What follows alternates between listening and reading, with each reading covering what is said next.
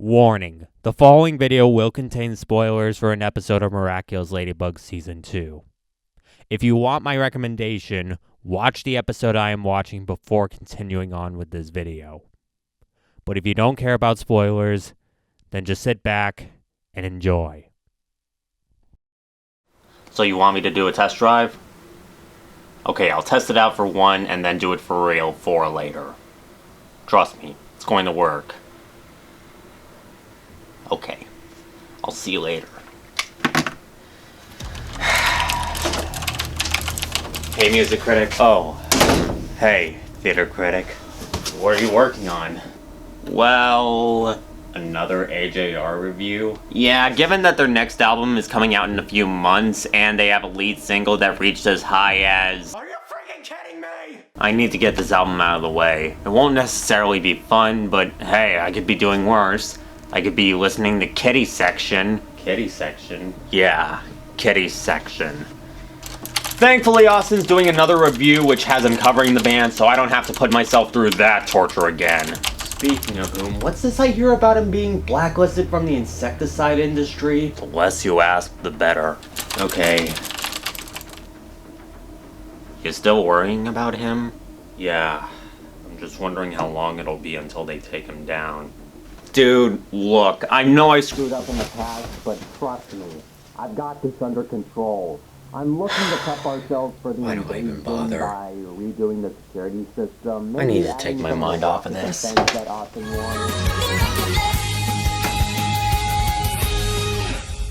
Hardrock my world, Captain! Hello everybody and welcome back to my Miraculous Marathon. Well, here we are, halfway through the season. Which, according to Netflix, means that I'm 1 episode away from...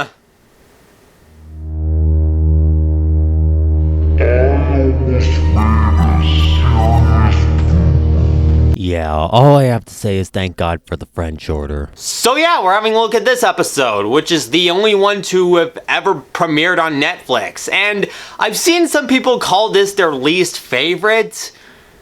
And honestly, I don't see it. Does it have issues? Yeah, and they became more apparent when I sat down to write the review. But honestly, I still have my reasons for at the very least liking the episode and giving it a pass. So, with that out of the way, let's have a look at episode 12, Captain Hardrock. So we open this episode with the sad realization that DQ animated this. Welcome back to the pain train, everybody. Though if I'm being honest, I still don't think this is the worst from DQ. I mean, yeah, it definitely has its faults, like shiny hawk moss, stiff animation, and how's this for an animation error? But much like Glossiator, I've certainly seen worse from the studio. So they're on Julika's houseboat named the Luberry. The name will make much more sense later, trust me. Getting ready to perform in Paris's music festival, whose lineup also consists of XY, Jagged Stone, Neverending Misery, the Philharmonic Orchestra, and other people of Paris giving free performances. And the group is led by Julika's mother, Anarcha Kafan, voiced by... I have no idea! No, seriously, much like Gigan Titan, the voice actress has not stepped up to announce it. I mean, if I were to guess, it would probably be Reba Burr, but I am not too sure.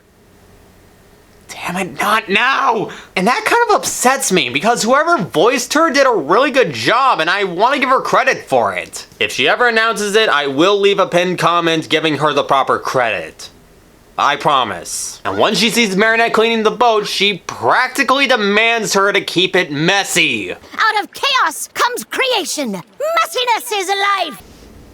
Okay, Wilfred Payne described her as the mother everyone wants except when it's yours. And there's a very good reason for that. She basically lives a no-rules lifestyle, hence why her ship is called the Liberty and why she calls Marinette and her friends her group of pirates, because... Do what you want cause a pirate is free, you are a pirate! I mean, it's not even trying to be subtle, it's in her name! Anarcha, as in anarchy, absence of government, absolute freedom, complete and total chaos! And while I could sort of relate to this moment, as I'm not necessarily the most tidy person in the world, seriously, my workspace is a train wreck. I'm not sure if I would agree with my parents if they told me to keep the house messy. And trust me, it's not going to end with a messy boat. But she's not the only member of the Kafan family to be introduced in this episode. And before you ask, yes, I did mispronounce Kafan in my Reflector review. Thank you, Olivia. Luka Kofane. Oh, son of a... There is another member of the family, and he's probably one of the most anticipated characters from Season 2. Ladies and gentlemen, Luka Kafan, or as I like to call him, Luberry. Voiced by Andrew Russel, who also voices Akira Otoshi from JoJo's Bizarre Adventure, and Julius Caesar from the Treasure X cartoon. And as Marinette becomes a stumbling mess as she tries to tell him that the group needs him... Hello, Marinette. Trust me, the voice actor's a lot funnier than this. Hey, yeah, I'm looking for the bathroom. Now, Luka's a kind soul who cares about his friends, and especially Marinette later on. He's a huge fan of Jagged Stone, and is able to read people's emotions and translate them into melodies. I mean, he says that Marinette has this in her heart. Well, might as well burn this. Now, even though Luka was a highly anticipated character and has a ton of fans, there are other people who don't really like him that much. Me personally, okay, when I first saw Season 2, I really taken a liking to this character, but as I sat down and really thought about it, I'm more mixed on this character. I mean, don't get me wrong, they do try to make him as hard to hate as possible, but in doing so, they created the biggest issue with him. Namely, he's too flawless. I mean, as a person, he definitely seems like someone I'd almost want to hang out with. Almost. But as a character, he doesn't really seem to have much to develop, much to make him seem human. And as a result, he seems less like a character and more of a support/wake-up call for Marinette at best, and at worst, the perfect fallback boyfriend in case Adrian doesn't like her, or she loses interest/hates him. Which, oh god, do not let that be the case in future seasons. But even with that said, I still have a bit of a soft spot for the Luberry. Like I said, they tried their hardest to make him really hard to hate, and in my case, I'd say mission accomplished. I also dig his appearance. The slightly goth, slightly punk aesthetic was just something that clicked with me, and Andrew Russel does a really good job at making Luka sound reserved, easygoing, and approachable. I think I better go and join the groove, you said? Is he my favorite character from the series? Honestly, no. But like I said, I can't help but have a soft spot for him. At the same time, I completely understand why people have a problem with him, namely puppet reviews, and even my good friend Mr. Multiverse. He's got these pencil-thin lips that look like, you know, a bird. He talks like a f***ing bird. And what's with the lazy eyes? Open your eyes on a way, you lazy motherfucker! He has 2 videos roasting Luka. And watching them is like staring into the Ark of the Covenant! Now, as I sort of brought up earlier, he is the final piece of the true love square, which sort of kicks into gear during a scene where Marinette starts to wonder if she's obsessing too hard over Adrian, even drawing comparisons to a metal statue and a compass that goes crazy whenever the statue approaches it. I honestly hope that this is just a metaphor and not foreshadowing for terrible things to come. Well, okay, it is foreshadowing, but not in that way. And during all of this, you might be wondering to yourself, where's the dumb blonde in the half hour? Well, we finally get to see him playing the piano for his father, but after making a mistake, Gabriel tells him to practice some more and show him later, saying he needs to regain focus, which means he won't be able to hang out with his friends at the concert. Not after that performance you've just given, which is probably due to their influence. Ouch. Well, at least he still has Plague, who decides to cheer him up with a concert, which... ooh boy. Cannonballed! here. You're the cheese of my dreams. Yeah, because we totally didn't need our ears while watching this. Okay, it's nice to see Plague try and cheer Adrian up, but why is he so off-key? If there even is a key to this. And I only ask this because if you were to look back at the Christmas special, I wish that I could help you to assist your transformation. I mean, it's not perfect, but it was still miles better than this aneurysm of a performance. I don't know, maybe it was intentional. Aside from that, I really can't harp on the song that much because, well, it's barely much of anything. But I'll tell you this, it doesn't compare to the real Cheese song. Oh, what? You don't know what I'm talking about? Well, I hate to burst your eardrums, but... Sweet dreams are made of cheese. Who am I to disagree? I cheddar the one and the feta cheese. Everybody's looking for Stilton. Back to the Liberty, the band gets ready to rehearse and test out the speakers. You're going to need these. Oh God, how loud are they going to? Is this woman crazy? You could break glass and eardrums with that level of noise. Seriously, why do I get noise complaints from Pluto and yet these guys don't? Okay, I spoke too soon. I'm reading 160 decibels. That's 10 times the sound of a jet engine. Okay, time to nerd out because this is really bothering me. Roger says that 160 decibels is 10 times the sound of a jet engine. So if we did the math and divided 160 by 10, we would have 16 decibels. Barely quieter than the sound of breathing or rustling leaves. The average decibel of a jet engine is 120 through 140. Maybe going as high as 150. So let's be generous and use 135 and divide that into 160. We basically get 0.84 or 84%. Subtract from 100, and that means that this is still louder than a jet engine, but only by 16%. If this really was 10 times the sound of a jet engine, we'd be reaching quadruple digit decibels, which God knows what will happen if a sound like that was made. Really, this doesn't mean much in terms of my opinion on the episode. I just wanted to nerd out and school Roger. Speaking of whom, man, has he fallen off the rails in this season. I mean, he's not the most perfect cop in the world, but I could still sort of take him seriously, and I at least respected his innocent until proven guilty belief, more than anyone else respected it. But with season 2, he just started becoming more and more of a joke, handing out tickets for reasons that are just ridiculous.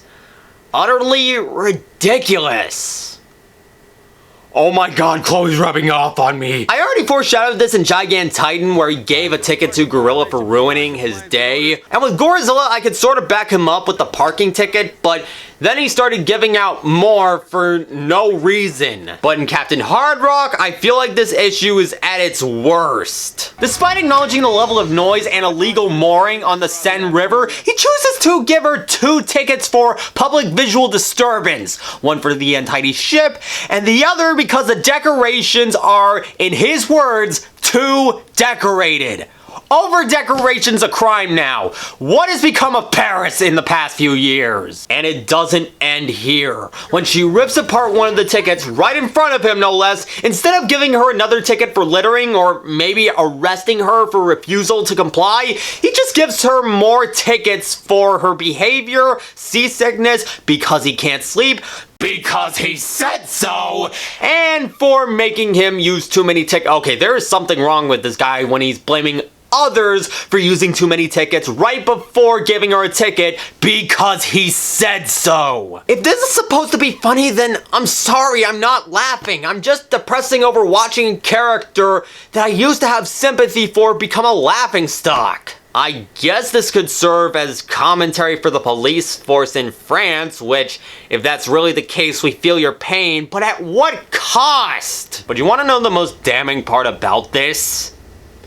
I'm still siding with Roger because Anarcha, she's even less reasonable. All she has to do is just lower the volume. You'll have to play something else. Wasn't this about the sound being too loud? Even Marinette tells her to be more reasonable, and I never thought I would ever encounter a moment where I have to say, listen to Marinette. But no, she has to uphold her freedom to do whatever she wants and play as loud as she wants, even if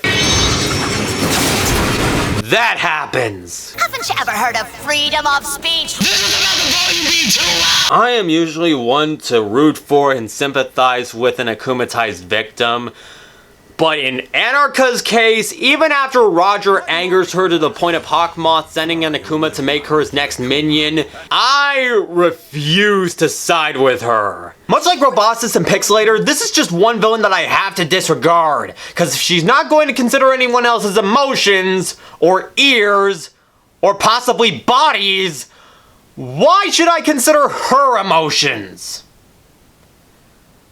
Though it kind of pains me to say that because I actually kind of like her villain form. So the Akuma possesses her ship and turns her into Captain Hardrock. The name itself being a reference to Richard Czechner, who wrote a song called Captain Hardrock, I hope my French isn't making you cringe, which in of itself was a reference to Captain Archibald Haddock from The Adventures of Tintin, and the manga series Space Pirate Captain Harlock. Is that any good? And can I just say that the design of Captain Hardrock, it's perfect. It is one of my favorite designs of any villain in the series.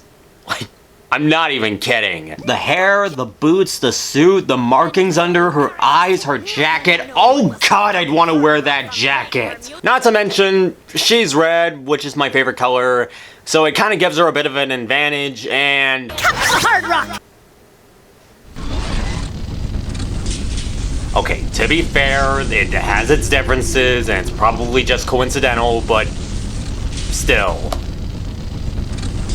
As for her powers, well, she gets full control of the Liberty, which not only gets a new makeover, which is pretty cool, but the Liberty has its own set of powers, like the ability to shoot a freaking laser beam out of its sail speakers, which is mostly used to clear bridges, and the ability to shoot sticky speaker cannonballs, which emit a white noise. But the one power she uses the most?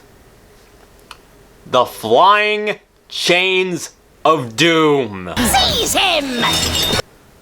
Hoo boy! It's as simple as it sounds. She tells the ship, Seize them! and flying chains come out of absolutely nowhere, and I do mean nowhere. Where are they coming from? Is it just...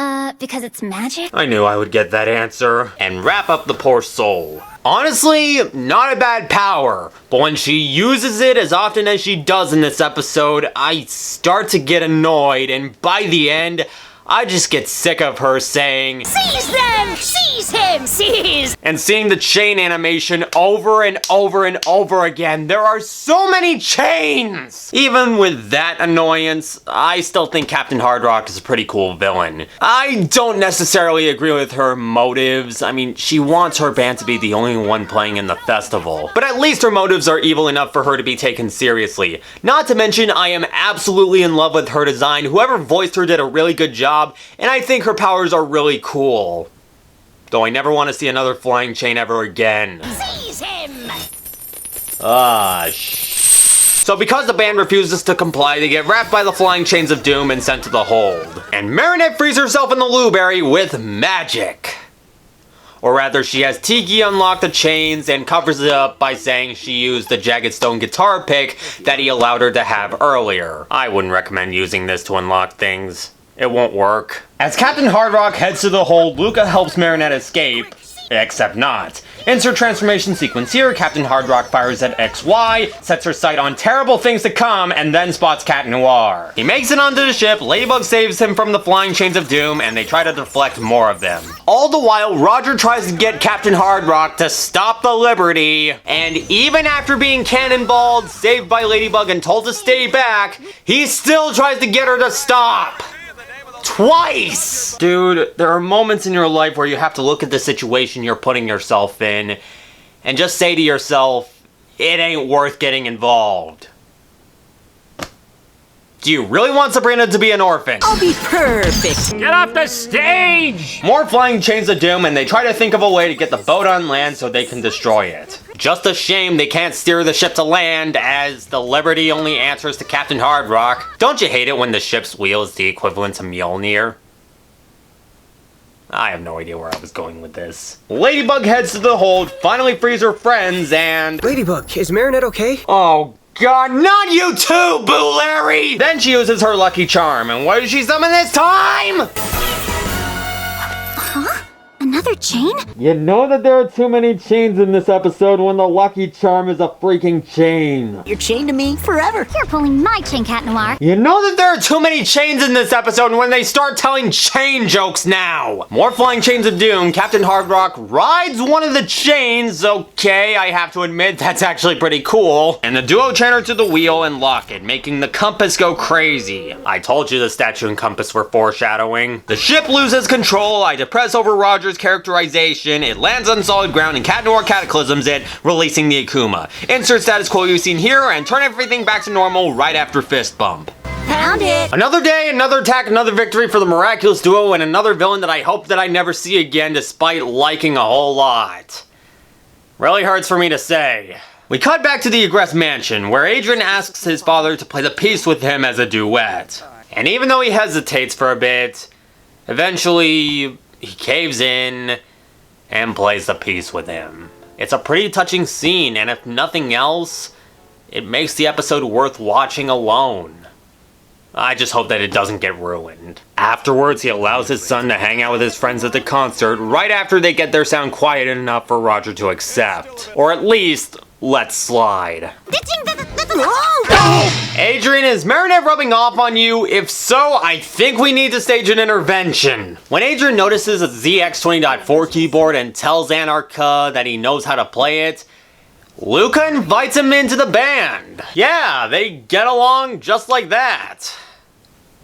Though it is kind of funny considering Andrew Russel follows Bryce Papenbrook, which was how he found out about Miraculous. I followed Bryce, so I knew what the show was, and I did follow it a little bit, but I didn't know the magnitude of Luka. And the episode ends with the band performing and giving a ton of people strokes. I'll talk about why later. So that was Captain Hardrock. How's it hold up? Not the best, but I still like it. Some of the action scenes were pretty sweet, even with DQ's animation. I really like Captain Hardrock as a villain, motives notwithstanding. Plag's little concert for Adrian was sweet despite... Cannonballed. And the piano scene with the two Egress was just heartwarming. If I had any gripes about this episode, while I still have a soft spot for Luka, I can admit he's a bit too flawless, and comparing his introduction to Kagami, yeah, she had one hell of an introduction in Riposte, and Luka's... it's not bad, it just can't compare. Not to mention DQ's animation still has problems. I hate what they did to Roger, and I will burst out into hives if I see the flying chains of doom again. I don't know, maybe I'm nitpicking a bit here, but I couldn't help but notice these issues. Do they make the episode bad? No, I have seen far worse in both seasons of this show. If you haven't seen this episode yet, I can personally recommend it. It's not one of my favorite episodes in the series, but it's at least worth a pass. It's harmless. And just because I want to give Andrew Russel a bit more love, I highly recommend that you check out his YouTube channel. He reviews camera equipment, gives tips on being a voice actor, has a couple of videos that are complete moods, and even has a guitar video thrown in for good measure because he has to embody his inner Luberry somehow. He's not asking me to do this, I'm just doing it because I really like his content. It's entertaining, it's informative, and it's really professionally made. More professional than my videos will ever be. And if you use Twitch, he has a channel over there as well called iOtis, where he plays video games as a cute little robot named Otis. I myself am not into Twitch streams, but if you're into it, I recommend you give it a watch. It's pretty sweet. Oh my god, thank goodness that's over.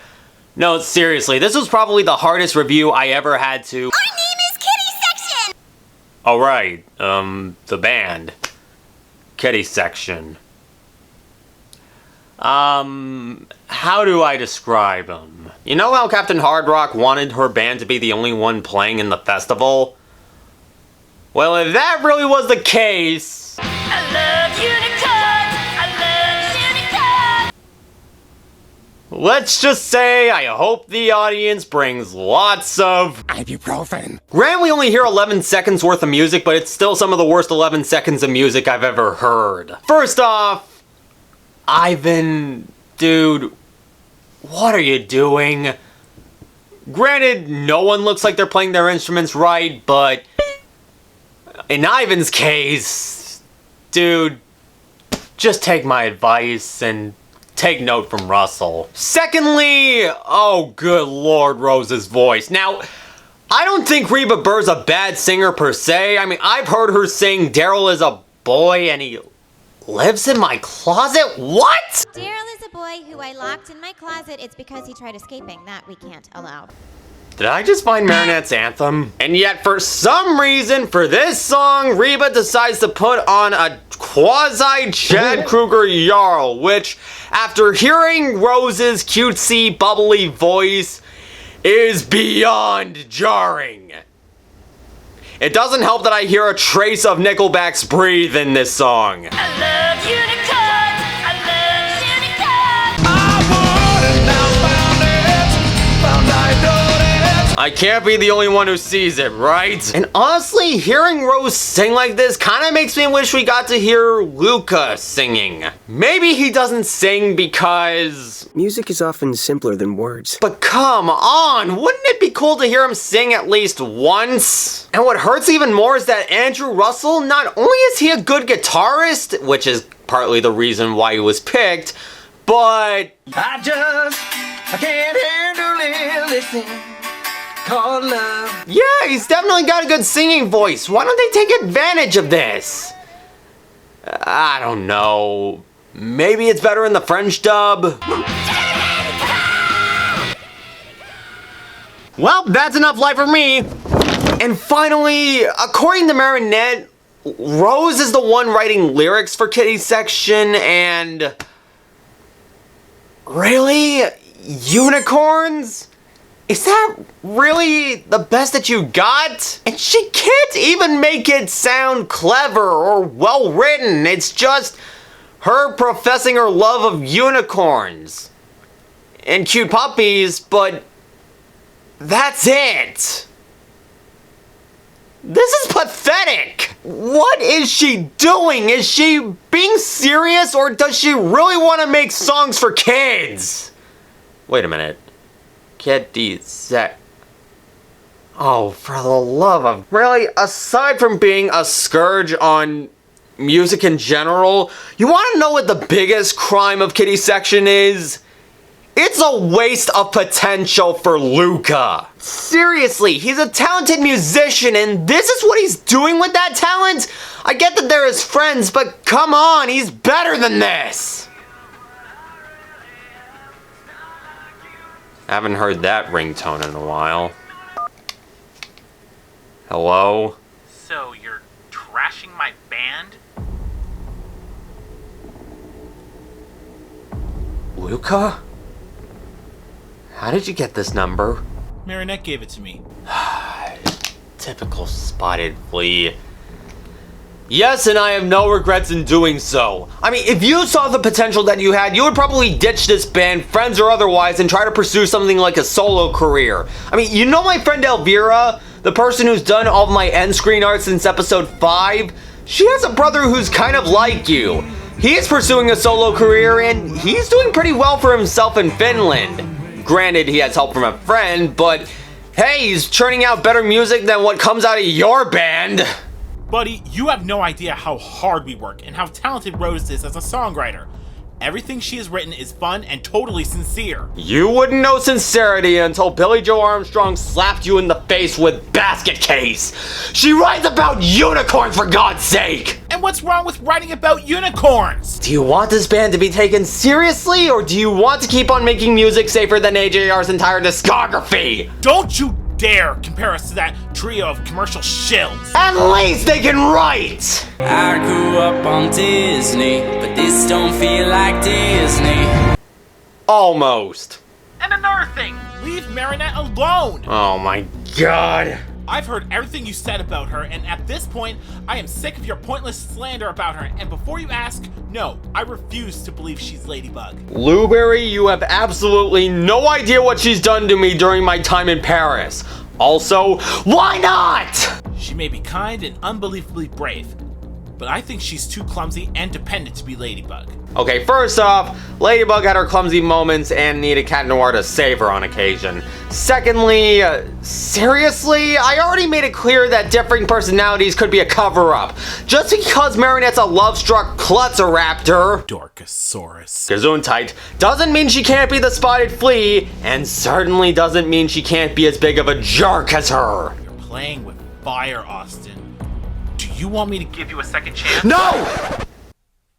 Are you serious? Like, dead serious, I do not want one from you. You didn't even think about the question. Because I already know that a second chance from you would be bad news with the capital B. And speaking of capital B, bye! Oh my god. Next episode is Zombie Zoo. Until then, this is ASLB, and I've got nothing else to say other than have a great life, stay miraculous, never accept a second chance from the Luberry, and see ya. Godforsaken Blueberry Snake Boy.